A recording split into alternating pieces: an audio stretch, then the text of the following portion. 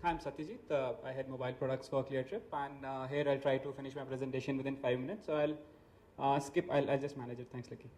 So I'll just skip some part of it. ClearTrip, we started 7 years back with one simple motive of making travel simple, and we've been trying to develop all the products, whether on desktop or on mobile, with an objective of making the thing simpler for user to avoid the nonsense and make the product as user-friendly as possible. I'll just go through these slides quickly. Our mobile products we started 3 years back. Now we are available in 7 different markets, around 7 million visitors. As of now, around 25% of our searches and around 10% of the bookings are from mobile already. And this has been our journey so far. That's the traffic graph. We can see we've launched several products and we've won a few awards also. With this, I'll just quickly move on to the design guidelines that we follow behind building ClearTrip Mobile. As you would have known that ClearTrip basically believes in making travel simple. So that's the design guideline that we're following for mobile also. These are the 6 things that we consider while building our mobile product. I'll take you through all of them one by one. So we believe time is extremely crucial when you're designing a mobile product. Usually the analytics or the report says that if people are willing to wait for around 24 seconds on a desktop for your sites to load, mobile, their wait time is as low as 6 seconds. So if your product doesn't impress them within next to like 10 to 15 seconds, they'll just uninstall the app. And also how fast you can complete the transaction on mobile. So what we've done, in our app, you'll see a bunch of features wherein we are allowing the user to save time. So all of you know who are using smartphones that it's extremely difficult or people don't want to type on mobile phones. As if you need to reduce the keyboard usage to as minimum as possible. And with ClearTrip, you can actually make a flight booking with just typing your CVV and you don't have to type anything at all. So what we have is that if you're booking for multiple travelers, you can save all your travelers and you can just pick them from the list of the app. You don't have to enter their names. And there is an expressway option where you can save your card so that you don't even have to enter your card details again and again. There are another few options that are there. So recent searches, all your recent searches are there. You don't have to type the search forms again. And there is a cool feature that we've added in one of the Android app is the smartphone. So what we noticed that people, whenever they open their trips, they want to see the latest upcoming trip for accessing it whenever they're flying. So what we've done is that whenever you open the app, your latest upcoming trip comes directly on top so that you don't waste your clicks looking at the details there. And that's what people say for our products. So that's one of the recent tweets that we've seen. This lady has booked our flight in just about a minute. This is the second principle that we follow. Size matters. And for mobile, the smaller the better. So what happens with mobile phone that people have different screen sizes, but you have to adapt your product to those sizes. So what we've done here, I'll just give you a comparison between our desktop and a mobile product. We've built it grounds up. So this screenshot shows you a search result of an international flight in a desktop. And that's the search result of the same sector on a mobile. What you'll see here is if you look at this British Airways, that's how all the search engines work. They'll show you there are 3 more options available for this price. And if you click on this, they'll show you all the options of onward and return flight in a sequential order. And that's primarily that works across all the board, if you even for all the international players. And if you look at the second screenshot with Emirates, there are 13 such options available. And this can run up to hundreds. So what usually happens if there are, let's say, 8 onwards and 8 return flights, there are possible 64 solutions. And looking at them on mobile will be extremely difficult. So what we've done here is we've introduced a split screen experience on mobile, wherein we show the onwards and the return flights in the single screen. So if there are 64 such possible combinations, we'll just show 8 here and 8 there, and it'll be extremely easy for you to select them. And we are the only one doing that right now. That's the third principle that we follow. Less is more. Most of the guys on mobile are still on 2G. And on 3G network, there'll be very few who will be accessing it on the Wi-Fi. So the less data that you throw on mobile, the better it is. So how do we achieve that? We have something called a broomstick filter on mobile, wherein we filter out all the junk file. So we look at all the search results and we realize that there are some flights which are thrown to us by different GDS, which have very low probability of booking. So there'll be, if you'll search from between Delhi to Jaipur, you might get a flight which will be 24 hours, which will route you through Bombay and Baroda. So what we do is that we just filter out all those flights and we don't show it on the mobile. So that one, it saves time, two, it saves the bandwidth also. So on a particular search result, we show as low as 30 to 40% results in that of the desktop, which saves the user time as well as the bandwidth access. Another feature that we have is the offline access of the trips. So all the trips that you booked with ClearTrip, even on the desktop, are available on the mobile. And once you access them, they'll be available offline. You don't have to have a data connection to access them.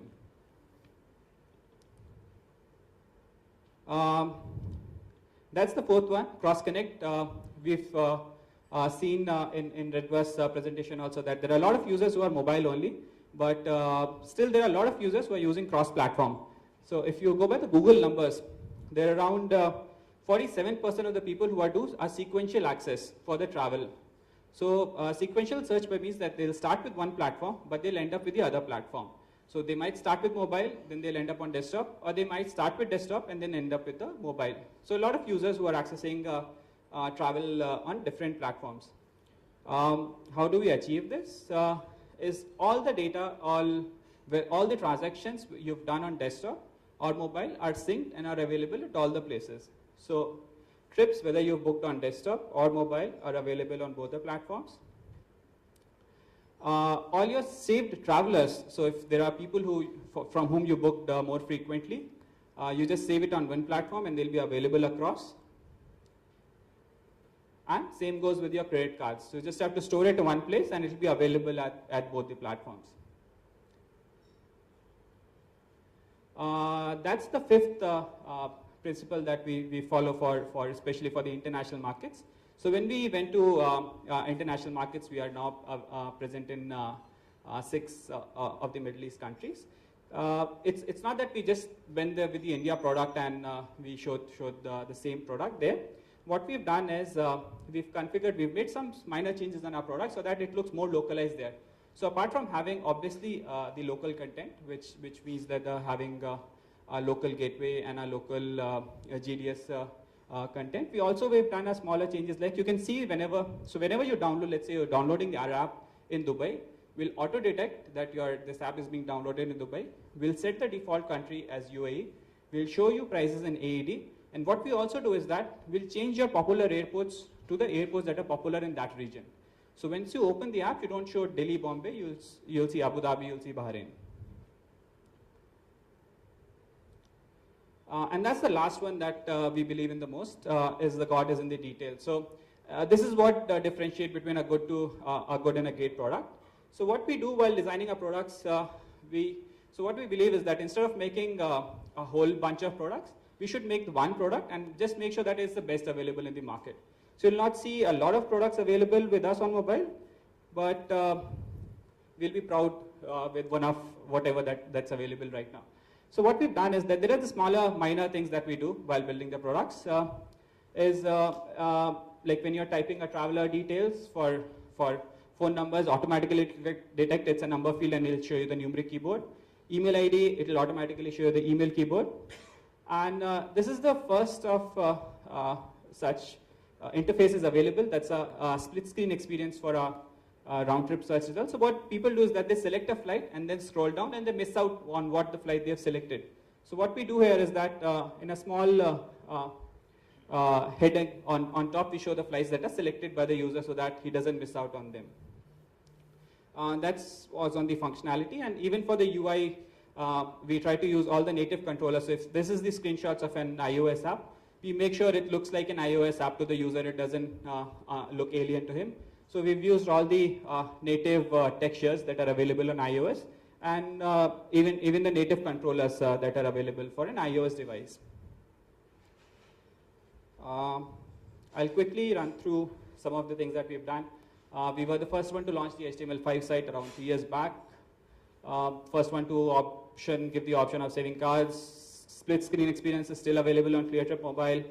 Early adopters of Passbook, and we were the, these are some of the apps, user testimonials that people have given to us on Twitter. Yeah, and I'll just end up with this line that we believe in. Simplicity is the ultimate sophistication. Thank you. Thank you. Any questions on this? None. No, that's, So was you it were like simple and clear? was it like too good or like too bad? Thanks a lot. Okay, thank you so much, Satyajit. Okay, the next presenter is Chetan from Smart Shahar.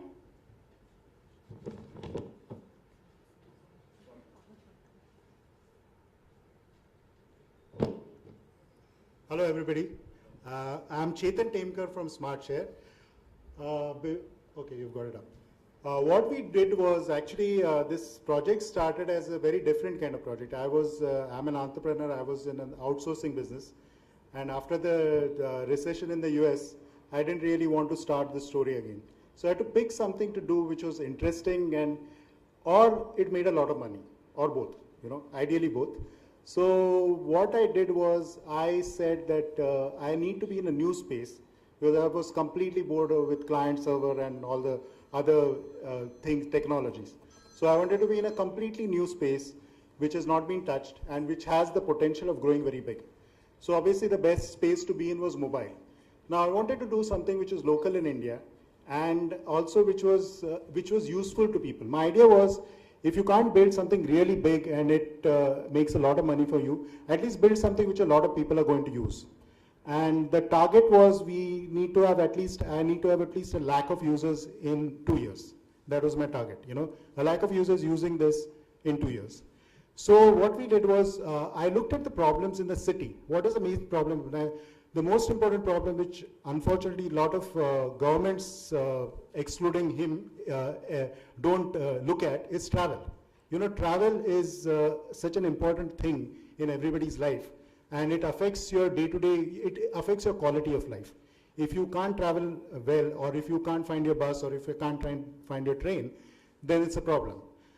Now in Mumbai, what I realized was that, you cannot actually figure out where buses go, and that's why most people don't even use buses, because they don't even know where to start. You go and ask somebody and 3 people will give 3 different answers. So what I did was we started collecting, we went to every bus stop in Mumbai, which there are 5,000, and we had people going to every bus stop, and we collected the GPS coordinates of each and every bus stop. Now based on this, we built our first bus app, which was in 2010, and we released it in the middle of 2010. And what we did was, basically when you're standing anywhere, unfortunately I can't do a live demo, so I'm going to show you some screenshots.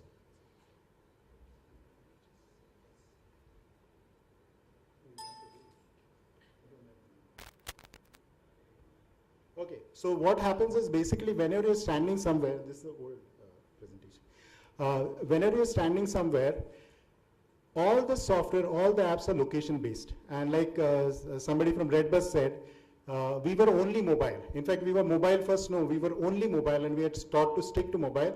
And then recently people has pushed us to be on the internet, so we are trying to make web-based apps.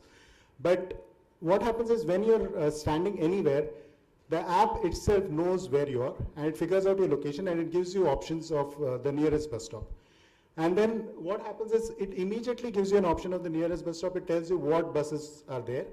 And then you can decide, you can just pick up. The whole idea is, when you're traveling, you don't really have time to look, to type. Like somebody else said, you don't have time to type on a mobile or select on a mobile.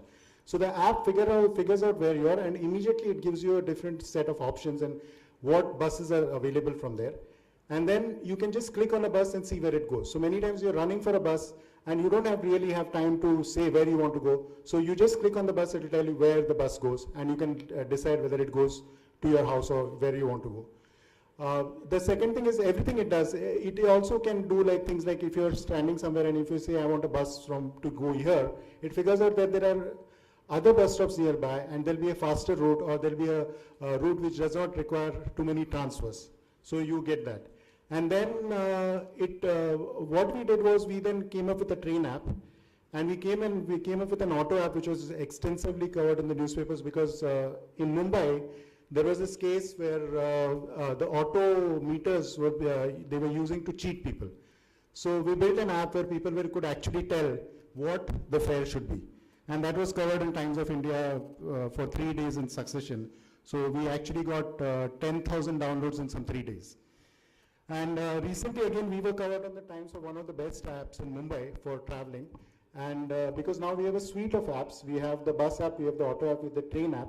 And funnily enough, the train app, even though the schedule in Mumbai is very good on the train, that is the most popular app. We also built an app for safety called SmartShare Safety Shield. So basically what you do is where you take a picture as a bystander or as a victim, and that picture gets immediately sent to your emergency contacts, and that also acts as a record. And what happens is the picture goes to a server, and people, your emergency contacts, so in 10 seconds, we have optimized it so it figures out how it will send the picture. In 10 seconds the picture is out. Even somebody grabs your phone, now it is recorded, and even if you didn't set up an emergency contact, it comes to us so we can use it in the future for safety.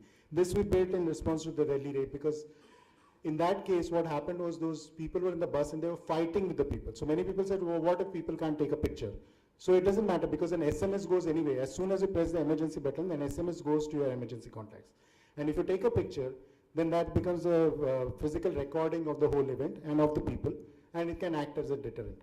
So our idea was to build all these suite of apps, which we have now 5 or 6 of them, and then we have started connecting the apps and connecting the people. So we know you are using the walking app, you know you're using the safety app, and we have also started making social where you can share now autos, rickshaws with other SmartShare users. So if a SmartShare user is in your area, and you say, I want to go somewhere, and then somebody else also looks at it and say, I also want to, then you can share an auto. The whole idea is we are using technology in such a way that you don't really have to figure things out, or you don't have to type a lot, or you don't have to make it very cumbersome. So we have really worked on the IP part of the technology part to make everything easy, and most of our apps are also offline, because we know how connectivity is in India. So most of our apps are offline. Unfortunately, I can't show you the presentation, but you can come and visit our booth and we can show you. A lot of you have already come and we can show you the apps. Any questions, please? Yes.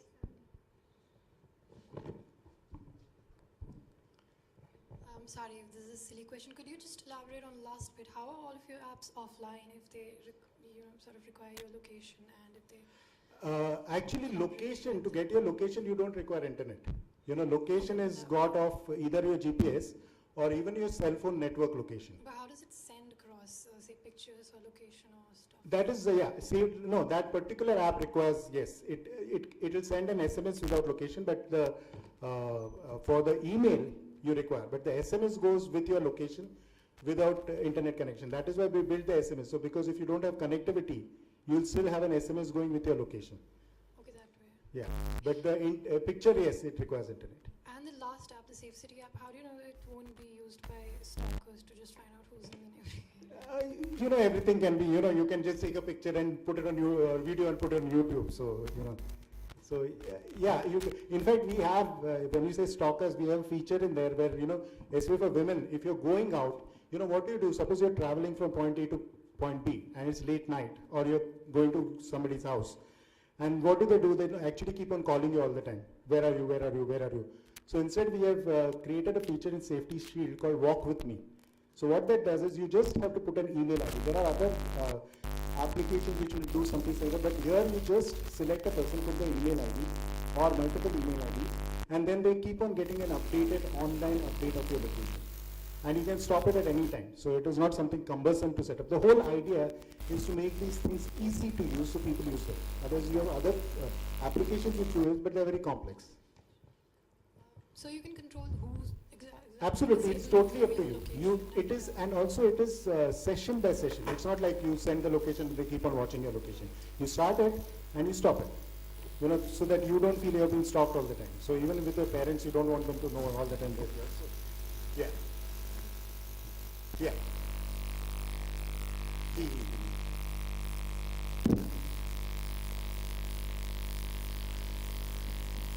hi, this is Satya.